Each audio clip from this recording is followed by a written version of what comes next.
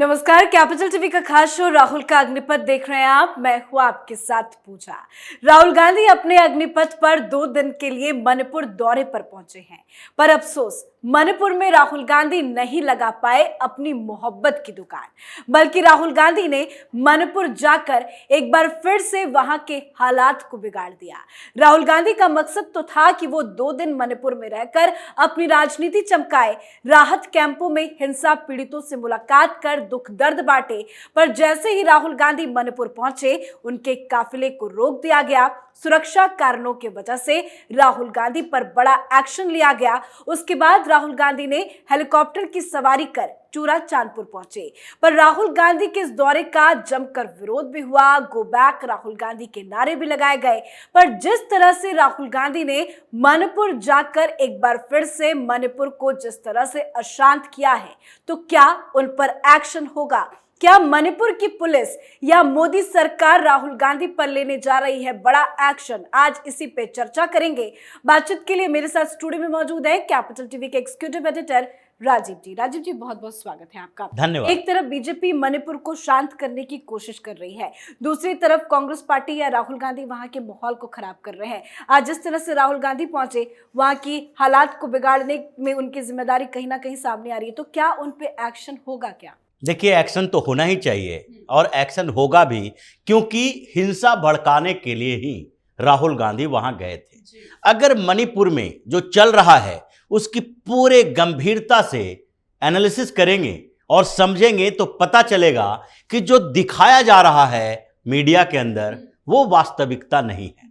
जो वहां हिंसा है उसके पीछे कारण कुकी और मैतेई के बीच का संघर्ष नहीं है, क्योंकि अगर ये दोनों के बीच का संघर्ष होता तो वहां के पॉपुलेशन डेमोग्राफी को देखिए, मात्र 1.9% कुकी और 53% प्लस यानी 55% के करीब मैतेई। अब 2% कुकी जो है वो 53 से 55% मैतेइयों से कैसे लड़ाई झगड़ा कर सकता है, संघर्ष कर सकता है? पहला सवाल तो यही उठता है कि कुकी आतंकियों को किसका समर्थन मिल रहा है? जो म्यांमार बॉर्डर से भारत की तरफ आ रहा है, जो चाइना सपोर्ट कर रहा है म्यांमार के उन टेररिस्ट कैंप को जो कि मणिपुर से डायरेक्ट संपर्क उसका है, इसमें किसकी भूमिका है? क्योंकि अगर इसको सिर्फ कुकी और मैतेई के बीच के संघर्ष को कहेंगे कि ट्राइबल पॉपुलेशन वहां पर कितनी है और एसटी का दर्जा जो मैतेई को दिया जा रहा था उससे कुकी है जो परेशान है, ये सिर्फ सच्चाई नहीं है, बल्कि वहां पर जो सबसे बड़ा संघर्ष है वो क्रिश्चियन वर्सेस हिंदू है। और राहुल गांधी क्रिश्चियन हैं, हिंदू नहीं हैं, ये दावे के साथ कहा जा सकता है कि वो अंदर से पूरी तरीके से क्रिश्चियन है। और पूरे नॉर्थ ईस्ट का जो ईसाईकरण हुआ उसमें राहुल गांधी के खानदान का ही भूमिका रही है। जवाहरलाल नेहरू की उस पॉलिसी की तरफ देखा जाना चाहिए जिसके कारण आज नॉर्थ ईस्ट के हर स्टेट में जो पॉपुलेशन बढ़ा है क्रिश्चियनों का, वो इस स्तर तक बढ़ा है कि 5 स्टेट में तो मेजोरिटी में क्रिश्चियन आ गया। मेघालय में कितना 75%, अरुणाचल में 30%, कहीं पे 90% तक है। हर जगह पर जो पॉपुलेशन क्रिश्चियनिटी का बढ़ा है, क्रिश्चियनों का, उसमें भूमिका कांग्रेस की ही रही है। और अभी मणिपुर की बात हो रही है, तो मणिपुर का अगर पूरा देखा जाए तो ये संघर्ष जो है ये हिंदुओं के लिए है, अस्तित्व बचाने के खिलाफ वो लोग संघर्ष कर रहे हैं। और पहाड़ों पर रहने वाले ये ट्राइब जो कहता है अपने आप को, ट्राइब है नहीं, वो सारा क्रिश्चियन है, वो लोग मैदानी क्षेत्र में जो वहां घाटी में रहते हैं, मैतेई जो हिंदू हैं, उनके घरों को आग लगाना, एम्बुलेंस को आग लगाना, पुलिस पिकेट पर हमला करना, ये पहाड़ी क्षेत्रों से गुरिल्ला दस्ता में आता है और इन लोगों को मार कर पीट कर भय पैदा करके चला जाता है, ताकि मणिपुर में अभी जो क्रिश्चियनिटी 41% है वो बढ़ के 81% हो जाए, ये मेघालय की तरह 90% तक चला जाए। ये जो तरीके हैं, ये जो संघर्ष चल रहा है उसी को लेकर चल रहा है, जिसको सही तरीके से मीडिया में दिखाया नहीं जा रहा। अगर पूरे मणिपुर के हालात को देखें तो शुरुआत जो हुआ हिंसा का, वो शुरुआत हुआ वही कि हाई कोर्ट ने कहा है कि मैतेइयों को भी एसटी का दर्जा दिया जाए। एसटी के दर्जे से कुकियों को कोई समस्या नहीं थी। समस्या इस बात की थी कि जो 90% मणिपुर के क्षेत्र पर ये जो क्रिश्चियन का कब्जा है, हर जगह जो चर्च बना हुआ है वहां पर मैतेई जाएंगे और वहां पर बस जाएंगे, उन क्षेत्रों में खेती करेंगे और वहां पर फिर ये चर्च के आसपास मंदिर बनाएंगे। लेकिन हाईकोर्ट ने तो कहा था कि सिर्फ इस पे विचार करे, कोई फैसला हाईकोर्ट की तरफ से नहीं आया, ना ही इस फैसले पे मुहर लगी, लेकिन उसके पहले ही इतना बवाल क्यों? क्योंकि हाई कोर्ट ने संकेत दिया, विचार करने को कहा, और वहां सरकार भारतीय जनता पार्टी की है और वहां पर अभी इस बात की चर्चा चल रही थी कि क्रिश्चियन जिस तरीके से तांडव मचा रहे हैं यहां, अब मैदानी क्षेत्रों में भी वो पहुंच बढ़ा रहे हैं, इसको कैसे रोका जा सकता है। और ये ट्राइब के नाम पर जो 90% क्षेत्रों पर कब्जा किए हुए हैं मणिपुर के, पॉपुलेशन कम है लेकिन क्षेत्र ज्यादा इन लोगों के पास है, उसमें मैतेइयों को कैसे बसाया जा सकता है, इसके लिए जरूरी है कि स्टेटस चेंज किया जाए। और इन लोगों को इसी बात की चिढ़ लगी, क्योंकि वहां पर अगर क्रिश्चियनिटी का प्रसार देखेंगे मणिपुर के अंदर ही, तो 1961 में जब पॉपुलेशन इंडेक्स आया, जब सेंसस हुआ, तो उस समय केवल 19% क्रिश्चियन था और 63% हिंदू थे। उसके बाद ये घटता घटता 2011 के सेंसस में 41% क्रिश्चियन हो गया और 40% ही हिंदू भी रहा, मतलब हिंदुओं के पैरेलल हुआ। अब कांग्रेस ये जवाब दे कि इतने सालों तक सरकार किसकी थी, केंद्र में हो या मणिपुर में हो, सरकार कांग्रेस की ही रही है। जब भारतीय जनता पार्टी की पहली बार जीत हुई, उसके बाद भी हंगामा खड़ा करने की कोशिश की, दूसरी बार जब जीत हुई तो उसके बाद उन लोगों को लगने लगा कि अब तो इनका वर्चस्व होने वाला है, और जहां भारतीय जनता पार्टी वहां हिंदुत्व की लहर। और यही इन लोगों की परेशानी का कारण बना, क्योंकि राहुल गांधी इतिहास अगर उठा के देख लें तो शर्म से मुंह छिपाते हुए फिरे। अगर पूरे नॉर्थ ईस्ट की बात की जाए, जहां पर कहा जा रहा है कि पूरे भारत में जितने क्रिश्चियन हैं उसका 50% से ज्यादा सिर्फ नॉर्थ ईस्ट में है। 2 करोड़ के करीब अगर भारत में पॉपुलेशन है क्रिश्चियन का, तो उसमें 78 लाख क्रिश्चियन सिर्फ नॉर्थ ईस्ट के छोटे से एरिया में रहते हैं। और उसका पूरा पॉपुलेशन ही नॉर्थ ईस्ट का कितना है, मणिपुर 28 लाख की आबादी वाला एक राज्य, जहां पर 41% अब क्रिश्चियन हो चुका है। और ये पूरे नॉर्थ ईस्ट को देखेंगे तो 80%, 75%, 90% मेजोरिटी में है क्रिश्चियन। ये हुआ कैसे? ये राहुल गांधी को इसका जवाब देना चाहिए कि जवाहरलाल नेहरू पहले प्रधानमंत्री बने और अब तक कांग्रेस ने सबसे ज्यादा समय तक शासन किया। जवाहरलाल नेहरू की नॉर्थ ईस्ट के लेकर पॉलिसी क्या थी? अगर कोई भी वेरियर एल्विन को जाने और नेहरू के साथ उसके संबंध को समझेगा तो समझ जाएगा कि नॉर्थ ईस्ट में क्रिश्चियन मिशनरी को नेहरू ने जाकर वहां बसाया। वेरियर एल्विन ये क्रिश्चियन मिशनरी था, नॉर्थ ईस्ट में जाकर रिसर्च कर रहा था, एक अपने आप को एंथ्रोपोलॉजिस्ट कहता था, मानव विज्ञानी।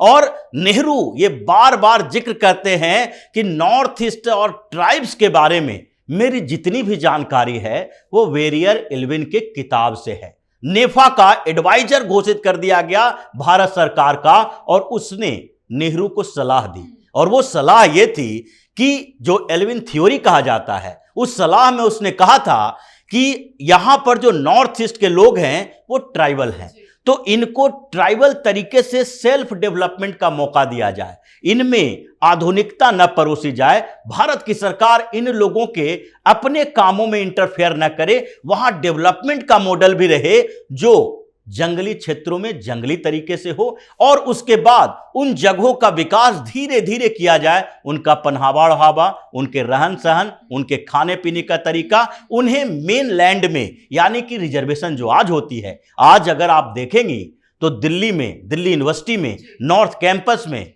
और जो पूरा एरिया नॉर्थ दिल्ली का है वहां पर आपको नॉर्थ ईस्ट के लड़के लड़कियां मिल जाएंगे। उस समय यह अप्रोच ही नहीं रखा गया कि उसको वहां से यहां लाया जा सकता है, नए तरीके से भारतीयकरण किया जा सकता है, हिंदूकरण किया जा सकता है एल्विन के सलाह पर। एल्विन कौन था?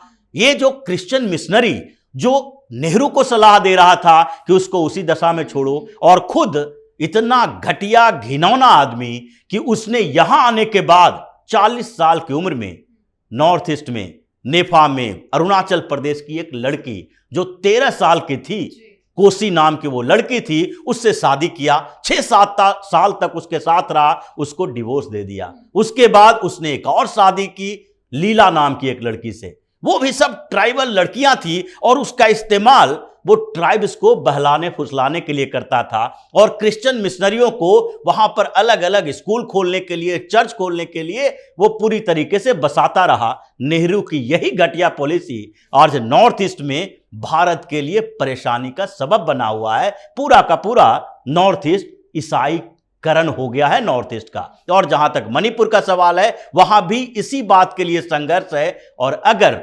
राहुल गांधी जैसे लोगों को नहीं रोका गया तो इसका मतलब है कि आप मणिपुर को एक कश्मीर बना रहे हो। कश्मीर मतलब अस्थिरता की बात सिर्फ नहीं है। कश्मीर से जिस तरीके से हिंदुओं को मार मार कर मुसलमानों ने भगाया, कश्मीरी पंडितों को वहां से भागना पड़ा, इस्लाम के उस घटिया चरित्र के कारण नॉर्थ ईस्ट में इसी तरीके से होगा। या तो तुम क्रिश्चियन बनो या फिर यहां से छोड़कर भागो। तो क्या इसी वजह से आज राहुल गांधी का इतना विरोध हुआ? क्योंकि काफी लोग सड़क पे उतर आए, प्ले कार्ड्स लिए हुए, गो बैक राहुल गांधी के नारे लगे, जमकर विरोध हुआ है राहुल गांधी। बिल्कुल इसी वजह से हुआ है। जो लोग वहां मैतेई हैं, जो मैतेई की बात की जा रही है, मैतेई को भी क्रिश्चियन बनाया गया है, कुकियों को पूरी तरीके से बनाया गया। ये जो बात क्रिश्चियनिटी की हो रही है वो इसी आधार पर है कि अगर कुकी और मैतेई के बीच ये संघर्ष है तो 1.9% ही कुकी है। इतने लोग कहां से आ जाते हैं, इसको इतना फंडिंग कहां से मिलता है, कहां से पैसे आ जाते हैं आधुनिक हथियार खरीदने के लिए? क्योंकि ये कुकियों का नहीं है, बल्कि मैतेई जो है वो भी जो क्रिश्चियन बना है, यानी कि 41% जो वहां का क्रिश्चियन है वो सारा का सारा हिंदुओं के खिलाफ हंगामा कर रहा है। और जो 12,000 10,000 लोग वहां से पलायन कर रहे हैं, दूसरे स्टेट में जा रहे हैं, वही चाहता है। वो चाहता है कि यहां से हिंदुओं को भगाओ और ये 41% की जगह 80% हो। फिर ये क्रिश्चियन डोमिनेटेड स्टेट होगा जहां भारतीय जनता पार्टी नहीं रहेगी, क्रिश्चियन पार्टी रहेगी, यानी कि कांग्रेस पार्टी रहेगी, जिसका नेतृत्व एक पहले भी क्रिश्चियन महिला ने किया, सोनिया गांधी ने।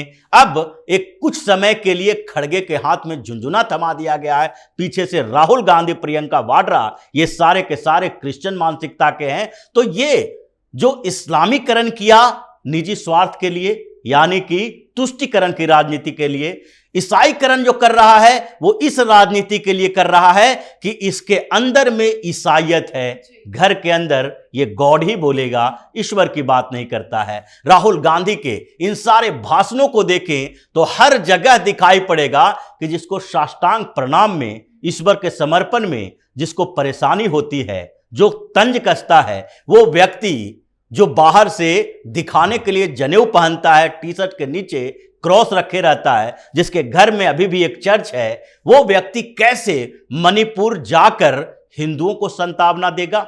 ये तो गया ही इसलिए है कि चीन के साथ, म्यांमार के साथ जो पुराने कांग्रेस के रिश्ते हैं, इन लोगों को भड़काओ, इन टेररिस्टों को पैसा दो और स्थिर नहीं अस्थिर करो वहां के क्षेत्रों को। यानी कि जो इन लोगों ने कुकर्म किए हैं उसकी सजा की तैयारी चल रही है। और राहुल गांधी पर एक्शन इस बार होगा, देशद्रोह का केस चलना चाहिए, क्योंकि जिन क्षेत्रों में जाने से आपको रोका गया वहां आप जाके संतावना नहीं दे रहे हो, बल्कि लोगों को भड़का रहे हो, हिंसा के लिए प्रेरित कर रहे हो। मतलब राहुल गांधी का यही असली चेहरा है। बिल्कुल। बहुत बहुत धन्यवाद सर समझाने के धन्यवाद। लिए। तो राहुल गांधी जो करना चाह रहे थे वो हो नहीं पाया, बल्कि राहुल गांधी का दांव ही उल्टा पड़ गया। राहुल गांधी के मणिपुर दौरे को लेकर राजनीतिक बवाल भी जमकर शुरू हो गया है। मणिपुर के विष्णुपुर से राहुल गांधी को वापस लौटना पड़ा। ऐसे में राहुल गांधी के खिलाफ नारे भी लगाए गए। राहुल गांधी वापस जाओ के नारे लगे। कई संगठनों ने राहुल गांधी के दौरे का जमकर विरोध किया है। इसको लेकर बीजेपी भी राहुल गांधी पर हमलावर हो गई है और कांग्रेस पार्टी बौखला गई है। राहुल गांधी के मणिपुर दौरे को लेकर आप अपनी राय कमेंट करके जरूर लिखें। देखते रहिए कैपिटल टीवी। नमस्कार।